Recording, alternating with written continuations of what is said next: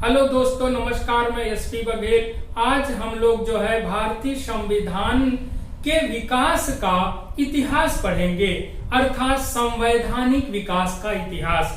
जैसा कि सभी आप लोग जानते हैं कि भारत का संविधान दुनिया का सबसे बड़ा लिखित संविधान है।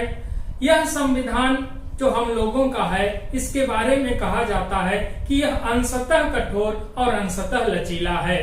दूसरी सबसे बड़ी हमारे संविधान की विशेषता यह है कि हमारा संविधान आंशिक रूप से 26 नवंबर 1949 को लागू किया गया था, जिसमें संविधान के 16 अनुच्छेद 26 नवंबर 1949 को लागू कर दिए गए थे, जबकि पूरा संविधान हमारा जो है 26 जनवरी 1950 को लागू किया गया।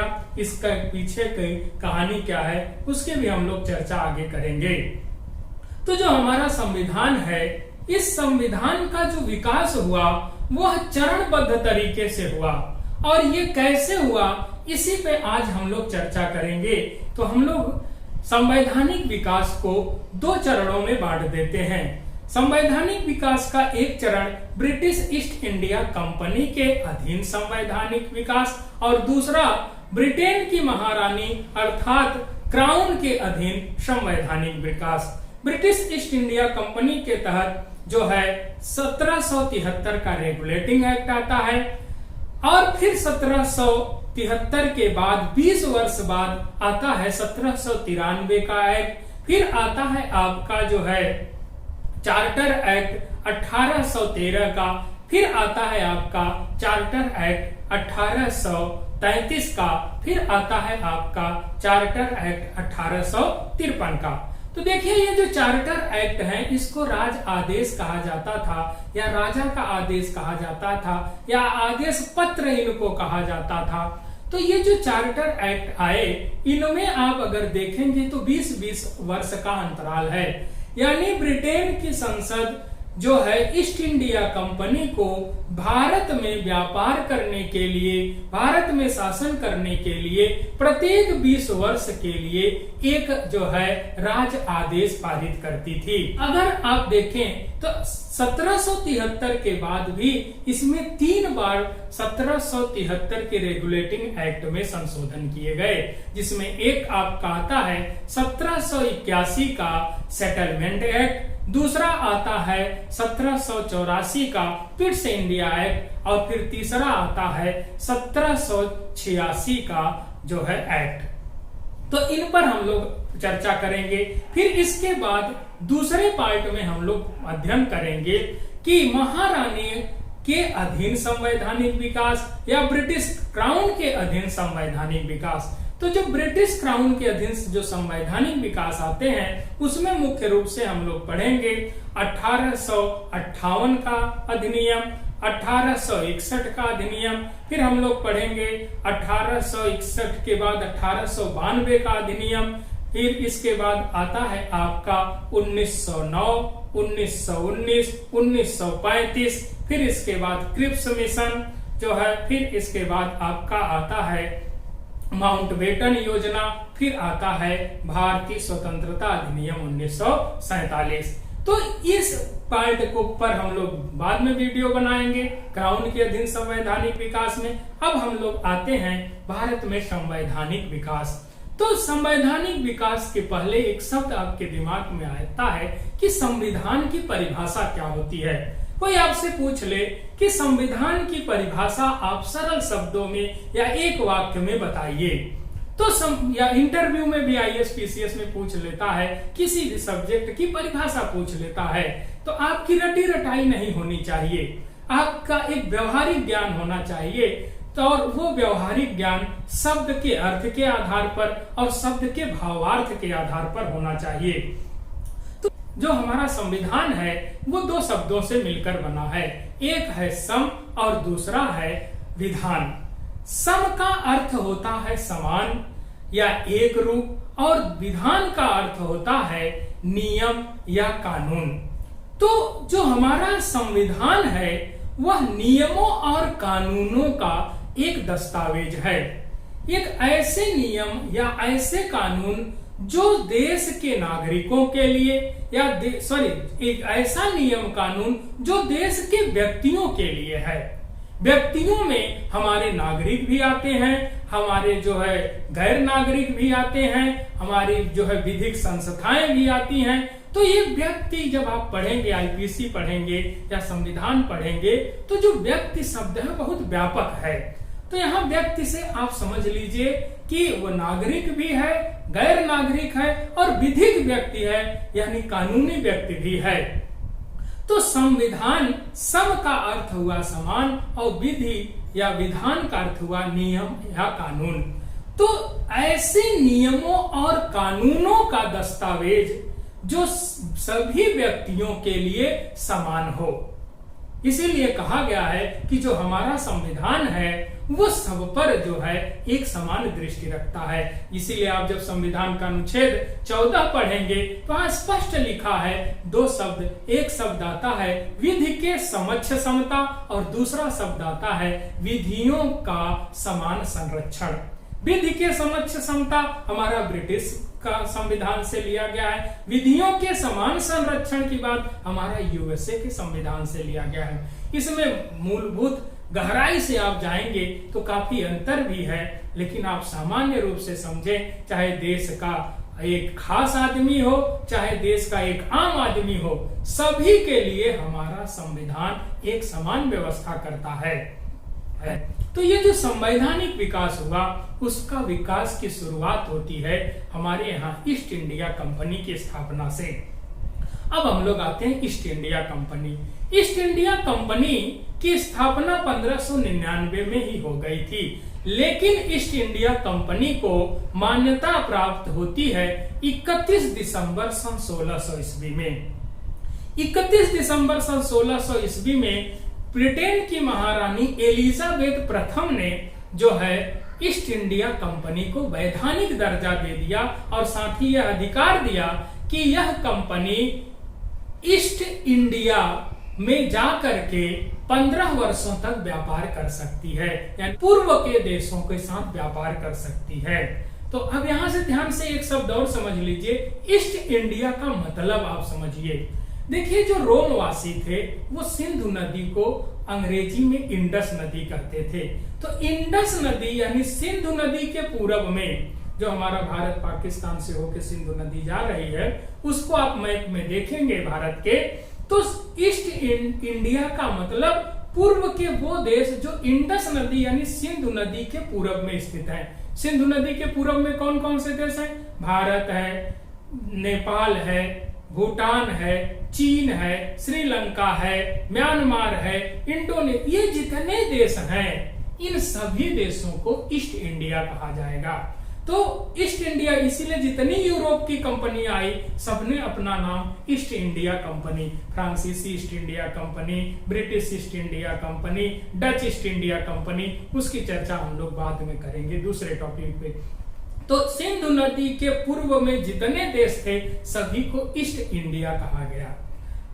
अब ईस्ट इंडिया कंपनी की स्थापना की गई और 31 दिसंबर 1600 ईस्वी में ब्रिटेन की महारानी एलिजाबेथ प्रथम ने ईस्ट इंडिया कंपनी को वैधानिक मान्यता दी और इसके साथ ही यह अधिकार दे दिया कि यह 15 वर्षों तक आप ईस्ट या पूर्व के देशों के साथ व्यापार करेंगे। फिर अब ईस्ट इंडिया कंपनी जो थी वह एक निजी स्वामित्व में यानी एक प्राइवेट कंपनी थी। इसमें कुल 217 जो है भागीदार या जो है शेयर होल्डर्स थे या कह सकते हैं हिस्सेदार थे। और 217 हिस्सेदारों को कहा जाता था कोर्ट ऑफ प्रोपराइटर्स यानी निवेशक मंडल या कहेंगे स्वामित्व मंडल। और यही स्वामित्व मंडल मिल करके एक कोर्ट ऑफ डायरेक्टर बनाता था जिसको कहा जाता था नियंत्रक मंडल या जो है कहा जाता था इसको कोर्ट ऑफ डायरेक्टर। ये जो कोर्ट ऑफ डायरेक्टर है यही आप पढ़ेंगे बोर्ड ऑफ डायरेक्टर के रूप में आगे। तो यहाँ जो है ईस्ट इंडिया कंपनी में एक था बोर्ड ऑफ डायरेक्टर और एक था court of proprietors. Court of proprietors यानी वो हिस्सेदार थे जो ईस्ट इंडिया कंपनी में अपना पैसा लगाए थे, जो 217 लोग थे।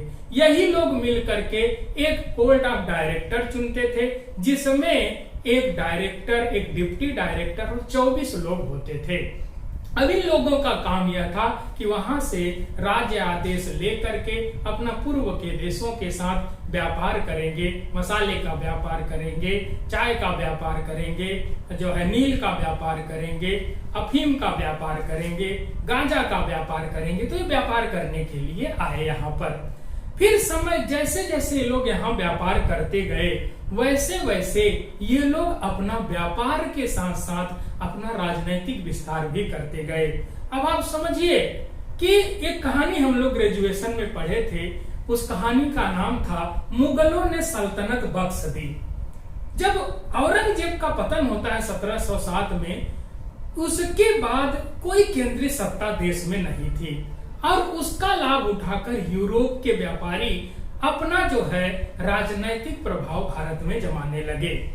तो ईस्ट इंडिया कंपनी भी अपना राजनैतिक प्रभाव जमाना शुरू की और सूरत में अपनी फैक्ट्री खोली थी।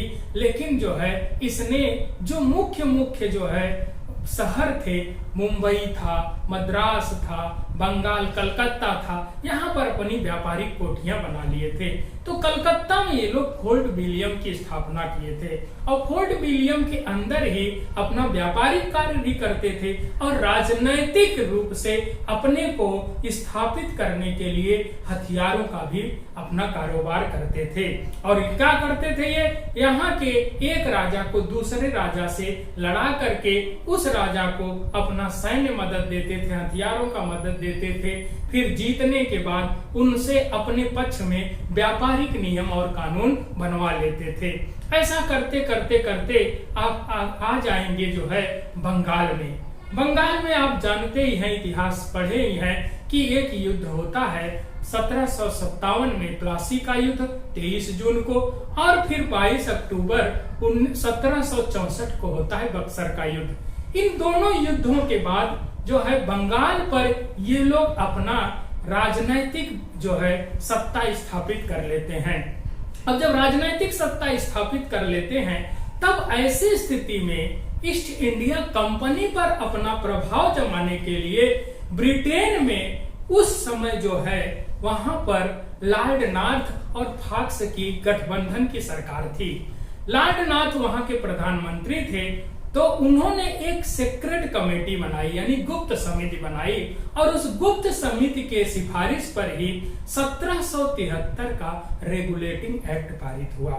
तो अब हम लोग आ जाते हैं रेगुलेटिंग एक्ट। रेगुलेटिंग एक्ट का मतलब एक संचालन का एक्ट, यानी अब जो है ब्रिटिश संसद अपना जो है प्रभाव ईस्ट इंडिया कंपनी पर बनाने के लिए 1773 में रेगुलेटिंग एक्ट लाती है, जिससे वह कंपनी पर नियंत्रण स्थापित करना चाहती है।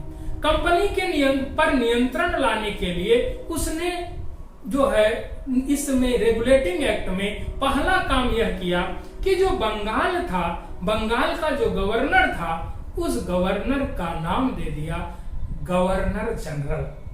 बंगाल के गवर्नर को नाम दिया गया बंगाल का गवर्नर जनरल, और बंगाल के गवर्नर जनरल के अधीन जो है बंबई तथा मद्रास अर्थात चेन्नई की प्रेसिडेंसी को भी शामिल कर दिया। अब उस समय जो गवर्नर थे बंगाल के, वारेन हेस्टिंग्स था। वारेन हेस्टिंग्स को ही बंगाल का गवर्नर जनरल बना दिया गया। अब गवर्नर जनरल की जो है एक परिषद बनाई गई, गवर्नर जनरल, और उसकी 4 सदस्यीय परिषद बनी। अब यहाँ पर भी प्रश्न बनता है कि गवर्नर जनरल की परिषद में कौन 4 लोग शामिल थे। तो एक आप पढ़ेंगे फिलिप फ्रांसिस थे, दूसरे क्लेवरिंग थे, तीसरे मानसन थे और चौथा बारवेल थे। तो ये 4 लोग सदस्य थे। ध्यान रखना, ये 4 लोग पिट्स इंडिया एक्ट में घट के 3 हो जाते हैं, फिर ये लोग जो है आगे जो है बढ़ करके 4 हो जाते हैं 1833 के अधिनियम में। तो वहां पर चर्चा करेंगे।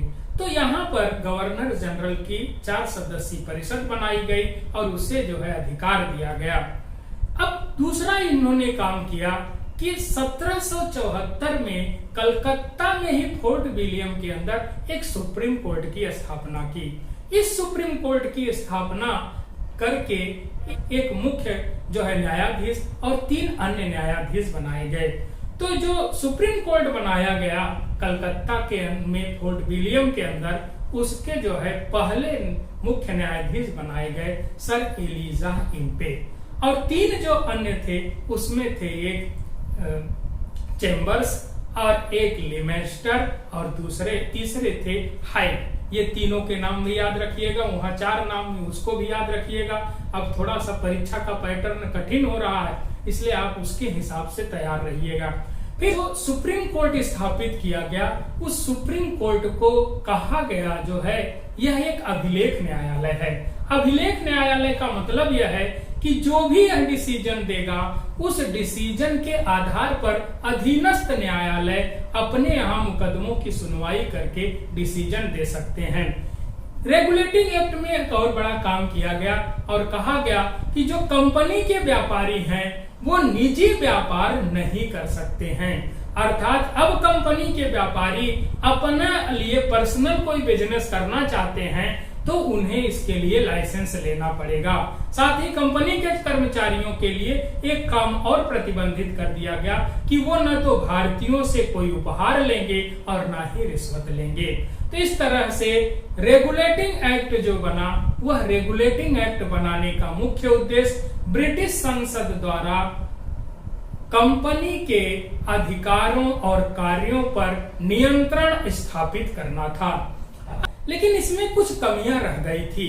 इसी कमी को दूर करने के लिए ब्रिटिश प्रवर समिति के अध्यक्ष जो है एडमंड बर्क की अध्यक्षता में एक कमेटी गठित की गई। उसी कमेटी की सिफारिश पर सेटलमेंट एक्ट 1781 पारित किया गया। 1781 के इस एक्ट को 2 और नामों से जाना जाता है जो कई बार पूछा जा चुका है। इसे कहा जाता है संशोधनात्मक विधेयक, या इसे कहा जाता है Bengal judicature act. Bengal judicature act 1781 के नाम से भी जाना जाता है।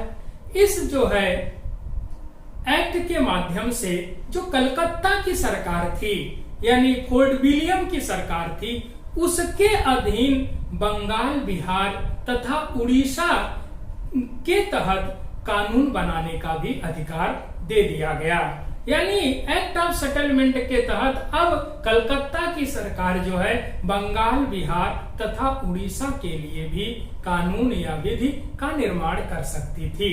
अब देखिए यहाँ पर, अब जो बंगाल की सरकार है अर्थात फोर्ट विलियम की, कलकत्ता की, उसके पास कानून बनाने के अब 2 अधिकार हो गए।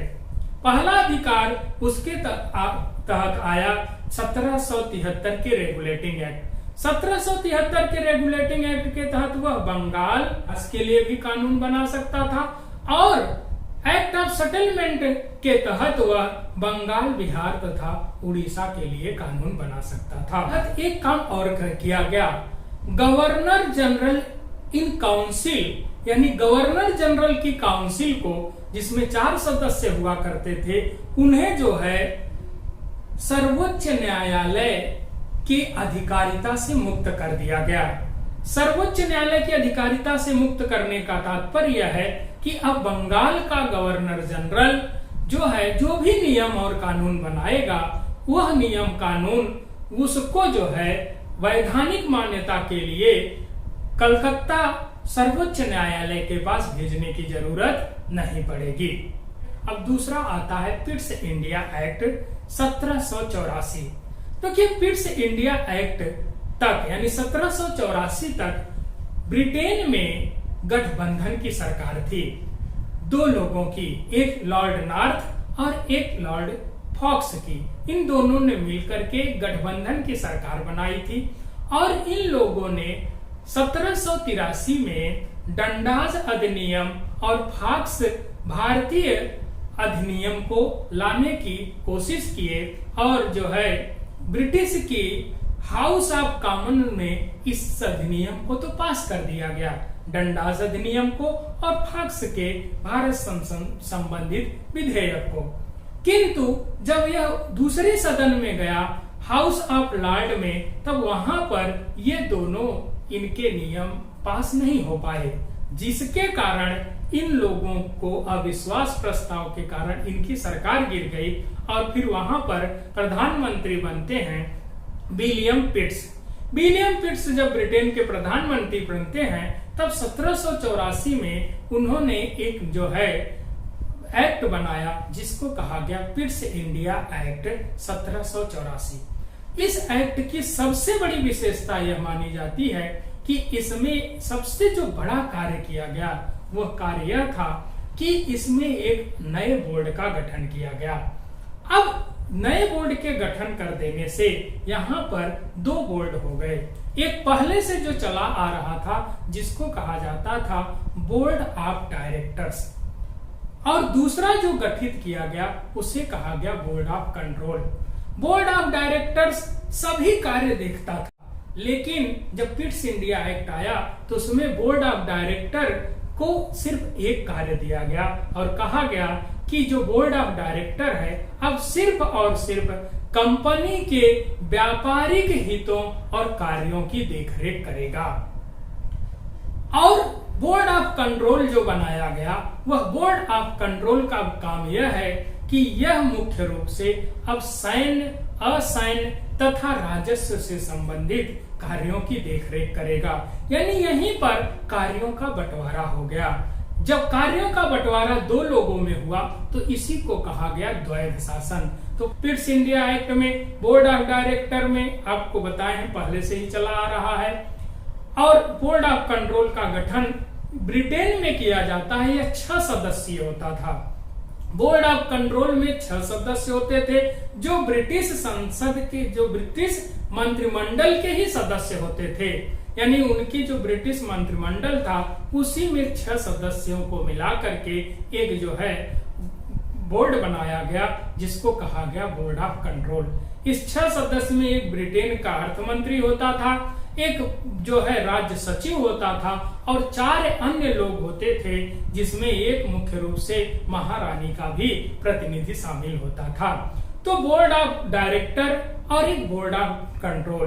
बोर्ड ऑफ डायरेक्टर का काम था व्यापारिक मामलों को देखना, बोर्ड ऑफ कंट्रोल का काम था दीवानी मामलों को, राजस्व से संबंधित मामलों को, सैन्य को, असैन्य मामलों की देखरेख करना। फिर इसमें भी वही प्रावधान किए गए जो है मुख्य रूप से कि अब कोई भी कंपनी का कर्मचारी भारतीयों से उपहार नहीं ग्रहण किया करेगा। एक और काम इस पिट्स इंडिया एक्ट में किया गया और वह कार्य यह था कि इसमें जो वहां पर हम लोग देखे गवर्नर जनरल की जो परिषद थी उसमें जो 4 सदस्य थे उनकी संख्या यहाँ पर घटा करके 3 कर दी गई। यानी एक गवर्नर जनरल और दूसरा जो है उसके 3 सदस्य। गवर्नर जनरल के 3 सदस्यों में एक सदस्य होता था जिसको कहा जाता था जो प्रधान सेनापति होता था। अब देखिए फिर इसके बाद पिट्स इंडिया एक्ट के बाद इसमें भी थोड़ा सा संशोधन किया गया 1786 के एक्ट में। 1786 के अधिनियम में यह कहा गया कि गवर्नर जनरल अपने विशेष परिस्थितियों में अब जो है परिषद के सदस्यों के विचारों को निरस्त करके अपने विचारों को लागू कर सकता है। और दूसरा इसमें यह कहा कार्य किया गया कि जो गवर्नर जनरल है वही अब प्रधान सेनापति होगा। यानी अब गवर्नर जनरल को अधिक शक्तिशाली बना दिया गया। अब वह गवर्नर जनरल भी है और प्रधान सेनापति है। ऐसा अधिकार पाने वाला पहला गवर्नर जनरल होता है, उसका नाम है लॉर्ड कॉर्नवालिस। अब इसके बाद आता है 1793 का आदेश पत्र अर्थात चार्टर एक्ट। 1793 यानी 73 से 93 20 वर्ष, फिर 20 वर्ष यानी 1793 के आदेश पत्र में कंपनी के अधिकारों को 20 वर्षों के लिए बढ़ा दिया गया। दूसरा यह काम यह किया गया कि अब देखिए जो वहां बोर्ड ऑफ कंट्रोल बनाया गया था बोर्ड ऑफ कंट्रोल हो चाहे बोर्ड ऑफ डायरेक्टर्स हो, दोनों संस्थाएं ब्रिटेन में थी। तो बोर्ड ऑफ कंट्रोल के जो पदाधिकारी थे, कर्मचारी थे, उनका वेतन भारतीय राजस्व से देने की व्यवस्था की गई। और एक और बड़ा महत्वपूर्ण कार्य किया गया इसमें कि जो नियम कानून बनाए जाएंगे उनमें अगर कोई विवाद होता है तो उस विवाद को सुलझाने का कार्य या उसकी व्याख्या करने का अधिकार सुप्रीम कोर्ट को दे दिया है। 1813 का चार्टर एक्ट, 1813 के चार्टर एक्ट में फिर से कंपनी के व्यापारिक अधिकार को 20 वर्षों के लिए बढ़ा दिया गया और साथ ही यह अधिकार दिया गया कि अब ब्रिटेन की ईसाई मिशनरियां ब्रिटेन से भारत में आकर के ईसाई धर्म का प्रचार तथा प्रसार कर सकती हैं। अगला इसमें काम क्या किया गया कि भारतीयों को आधुनिक ढंग की शिक्षा देने के लिए प्रतिवर्ष 1 लाख रुपए के बजट की व्यवस्था की गई। और साथ ही इसमें यह भी कार्य किया गया कि जो स्थानीय स्वायत्त शासित संस्थाएं हैं वो अपने खर्चे के लिए, साफ सफाई के लिए, स्वच्छता के लिए, पेयजल के लिए जो भी स्थानीय स्वायत्त शासित संस्थाएं थी वो जो है करारोपण कर सकती थी, अर्थात कर लगा सकती थी। साथ ही इसमें यह भी एक प्रावधान किया गया कि अगर बंगाल, बॉम्बे और मद्रास प्रेसिडेंसी की सरकारें अगर कोई नियम और कानून बना रही हैं तो उन नियमों और कानूनों की वैधानिक स्वीकृति ब्रिटिश संसद करेगी। यानी ये ऐसा नहीं है कि ये लोग कोई भी नियम कानून बना करके अपना जो है उसे संचालित कर सकती हैं। यानी ब्रिटिश संसद की सर्वोच्चता यहाँ पर भी बनाए रखने की बात की गई। और इसका सबसे जो महत्वपूर्ण बात यह है, ये सभी पॉइंट याद रखिए, सब पूछा जाता है, पूछा गया है और पूछा जाएगा भी।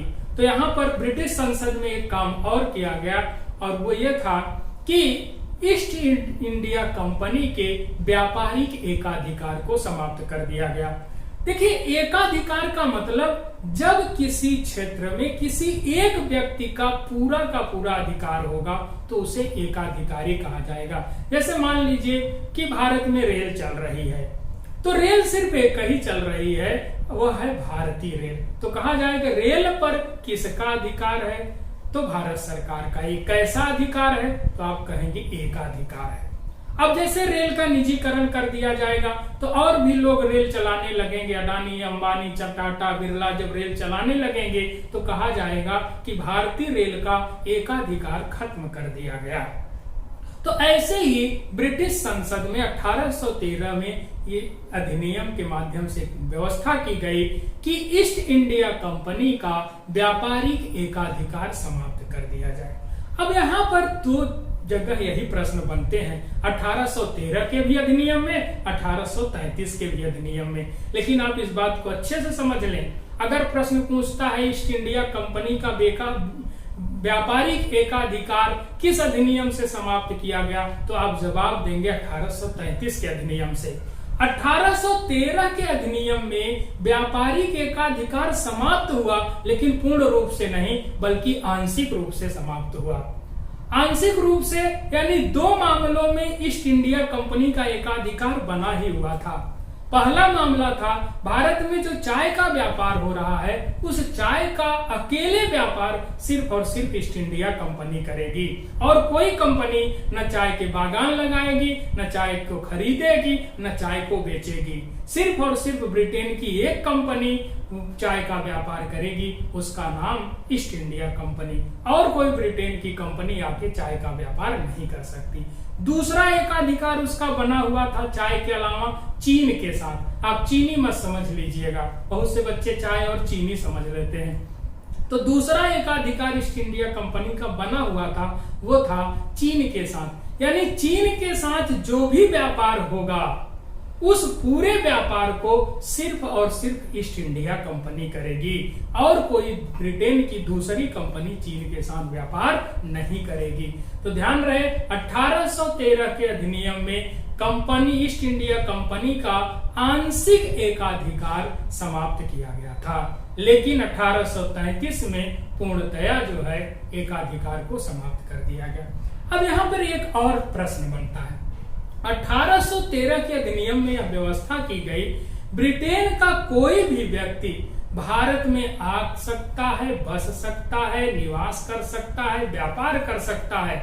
इसके लिए उसे जो है लाइसेंस की जरूरत होगी, लेकिन 1833 के अधिनियम में लाइसेंस लेना हटा दिया गया। यानी कोई भी ब्रिटेन का आदमी सीधे भारत आकर रह सकता है, बस सकता है, व्यापार कर सकता है, घूम फिर सकता है, उसे लाइसेंस लेने की जरूरत नहीं है। तो ध्यान रहे 1813 में जो प्रतिबंध था कि कोई भी ब्रिटेन का नागरिक भारत में आएगा, व्यापार करे, चाहे निवास करे, चाहे घूमे टहले, उसके लिए लाइसेंस लेना अनिवार्य था।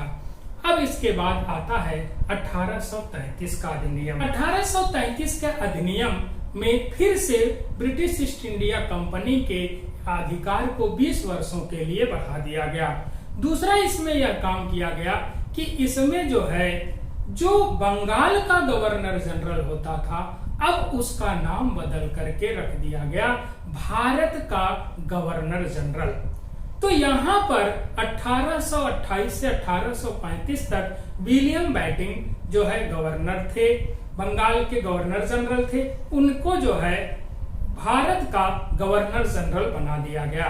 तो पहला काम किया गया कि बंगाल के गवर्नर जनरल का नाम अब पड़ गया भारत का गवर्नर जनरल, और इस पद पर पहुंचने का श्रेय जाता है लॉर्ड विलियम बेंटिक को। विलियम बेंटिक ने मुख्य रूप से बहुत अच्छे कार्य भी कुछ किए हैं, उसकी चर्चा हम लोग अन्य विषयों पे करेंगे। तो अब यहाँ पर 1833 ईस्वी में भारत के गवर्नर जनरल के पद नाम का सृजन किया गया, और गवर्नर जनरल की जो परिषद थी उसमें जो सदस्य संख्या फिट्स इंडिया एक्ट में घटाकर 3 की गई थी, फिर यहाँ पर बढ़ा करके गवर्नर जनरल के परिषद की सदस्य संख्या 4 कर दी गई। एक गवर्नर जनरल प्लस जो है 4 सदस्य। जो चौथे सदस्य बने वो मुख्य रूप से कानून के ज्ञाता थे, लॉ के ज्ञाता थे। तो चौथा सदस्य बनते हैं जो है लॉर्ड मैकाले। लॉर्ड मैकाले के बारे में बड़ी धारणाएं भी लोगों की है, बड़ा क्रोध है इनको लेकर, लेकिन एक चीज आप ध्यान रखिए, यही लॉर्ड मैकाले हैं जिनकी अध्यक्षता में 1834 ईस्वी में जो है प्रथम विधि आयोग, प्रथम फर्स्ट लॉ कमीशन का गठन होता है, और के कानून पर बहुत अच्छी जो है किताब बनाई, जिसको कहा गया इंडियन पेनल कोड 1860। यानी भारतीय दंड संहिता 1860 को लिखने में, उसकी ड्राफ्टिंग करने में पूरा का पूरा श्रेय लॉर्ड मैकाले को ही जाता है। और इतनी जबरदस्त ड्राफ्टिंग की गई है कि आप दंग रह जाएंगे जब लॉ पढ़ेंगे कि आज तक आईपीसी में एक भी संशोधन नहीं हुए, और हमारा संविधान जब से लागू है और अब तक कई संशोधन हो चुके हैं। तो लॉर्ड मैकाले की बुद्धिमत्ता पर अगर हम लोग चर्चा करें तो वाकई बहुत बढ़िया ड्राफ्टिंग किया है उस आदमी ने आईपीसी की। आपको एक सफल प्रशासनिक अधिकारी बनना है तो इस बात का ध्यान रखें कि आपका अपना एक मूल्यांकन का भी होना चाहिए। किसी के बारे में कुछ भी कह दिया जाए तो आप तुरंत स्वीकार न लें। हर व्यक्ति में कुछ कमियां और कुछ अच्छाइयां होती हैं। आपका काम है सिर्फ अच्छाइयों का ही अध्ययन करना, और यही एक पढ़े लिखे व्यक्ति के व्यक्तित्व का सबसे अच्छा लक्षण माना जाता है। तो लॉर्ड मैकाले को चौथा जो है सदस्य बनाया गया। चौथा सदस्य जो बने गवर्नर जनरल की परिषद के, वो विधि के विशेषज्ञ थे, और साथ ही गवर्नर जनरल को यह अधिकार दे दिया गया कि गवर्नर जनरल नियमों और कानूनों का संहिताकरण कर सकता है। संहिताकरण मतलब कोडिंग कर सकता है, और उसी का फायदा लेकर के फर्स्ट लॉ कमीशन गठित हुआ, और उसी के परिणाम स्वरूप इंडियन पेनल कोड 1860 पारित हुआ। तो एक काम यह किया गया। दूसरा काम यहाँ पर यह किया गया कि कंपनी के व्यापारिक एकाधिकार को पूरी तरह से समाप्त कर दिया गया। वो काम इसमें बड़े महत्वपूर्ण किए गए 1833 के अधिनियम में। एक काम यह किया गया कि 1843 यानी 1843 में दास प्रथा को विधि विरुद्ध घोषित कर दिया गया, यानी गैर कानूनी घोषित कर दिया गया। इसके लिए नियम 5वां बनाया गया। नियम 5वें में प्रावधान किया गया कि अब दासों को रखना, दासों को खरीदना, बेचना यह नियम के विरुद्ध है। तो दास व्यापार को प्रतिबंधित कर दिया गया नियम जो है 5 के तहत। अब एक बात और याद रखिएगा, 1843 में से ही भारत में रविवार की छुट्टी मनाई जाने लगी, और ये जो है श्रेय जाता है उस समय के गवर्नर जनरल जो है लॉर्ड एलनबरो को। लॉर्ड एलनबरो उस समय जो है भारत के गवर्नर जनरल था। तो लॉर्ड एलनबरो ने ही रविवार की छुट्टी और दास प्रथा को जो है गैर कानूनी और जो है प्रतिबंधित घोषित किया। इसके अलावा जो है इसमें एक काम और किया गया, इसमें नियम 87 के तहत यह प्रावधान कर दिया गया कि अब कंपनी में किसी भी पद पर किसी भी व्यक्ति को नियुक्त करने के लिए किसी भी तरह का भेदभाव नहीं किया जाएगा। अर्थात कंपनी में किसी को नौकरी देना है तो उसको न धर्म के आधार पर आप अयोग्य ठहरा सकते हैं, न उसको रंग के आधार पर, या उसको न मूल वंश के आधार पर, किसी भी आधार पर, यानी धर्म के आधार पर, मूल वंश के आधार पर, रंग के आधार पर या जन्म स्थान के आधार पर आप किसी को अयोग्य नहीं ठहरा सकते। यानी व्यक्ति में अगर काबिलियत है तो वह चाहे जिस जाति का हो, चाहे जिस धर्म का हो, चाहे जिस देश में जन्म लिया हो, इससे कोई मतलब नहीं। काबिल व्यक्ति को ही कंपनी में पदाधिकारी कर्मचारी के रूप में नियुक्त किया जा सकता है।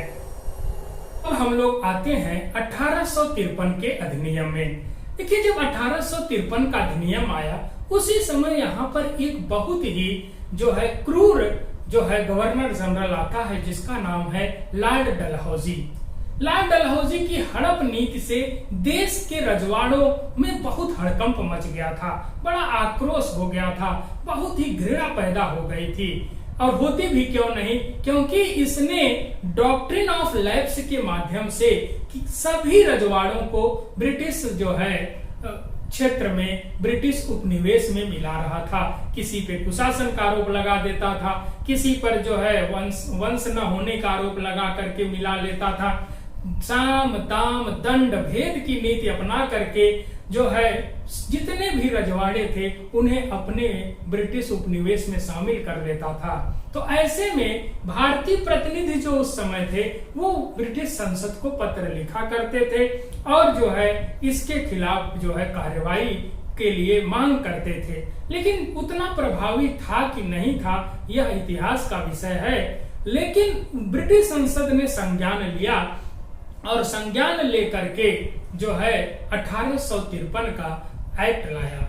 इस एक्ट के तहत उसने एक बड़ा काम यह किया कि जो कंपनी का विधायी कार्य था और जो प्रशासनिक कार्य था उसको अलग करने की कोशिश की।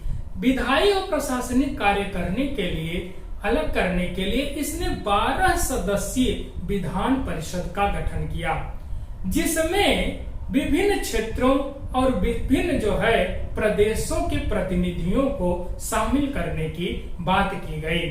तो यहीं से 12 सदस्यीय विधान परिषद से ही क्षेत्रीय भावनाओं को, क्षेत्रीय लोगों को महत्व देने की जो है व्यवस्था शुरू होती है 1853 के अधिनियम से।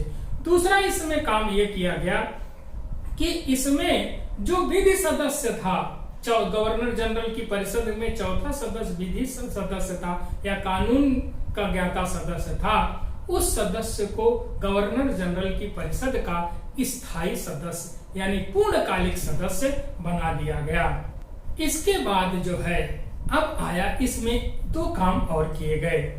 एक किया गया कि 1833 तक भारत में किसी भी कर्मचारी अधिकारी की नियुक्ति नामजदगी के आधार पर होता था, यानी नाम से जो है बुला करके या किसी लगे सगा वाले को, जान पहचान वाले को नौकरी दे दी जाती थी। लेकिन पहली बार एक बहुत बड़ा कार्य किया गया इसमें कि सरकार जो है कंपनी के कर्मचारियों अधिकारियों की नियुक्ति के लिए प्रतियोगी परीक्षाओं का आयोजन इसी अधिनियम या इसी चार्टर एक्ट के तहत लागू किया गया। यानी अब कंपनी में कोई भी कर्मचारी अधिकारी अपनी योग्यता और साथ ही प्रतियोगी परीक्षा के माध्यम से ही नौकरी पा सकता था। बोर्ड ऑफ डायरेक्टर्स थे, उनमें सदस्यों की संख्या जो 24 थी उसे घटा करके 18 कर दी गई और साथ ही यह जो है आखिरी चार्टर एक्ट था जो कंपनी के अधीन बनाया गया था। इस प्रकार हम लोग देखें कि जो संवैधानिक विकास हुआ वो 1773 से लेकर के 1853 तक वो ब्रिटिश ईस्ट इंडिया कंपनी के तहत हुआ। अब इसी के बाद भारत में 1857 की क्रांति होती है और क्रांति के बाद अंग्रेज 1858 का अधिनियम पारित करते हैं और उसी के माध्यम से जो है फिर से धीरे धीरे संवैधानिक विकास होता है। इसका हम लोग अगले वीडियो में अध्ययन करेंगे।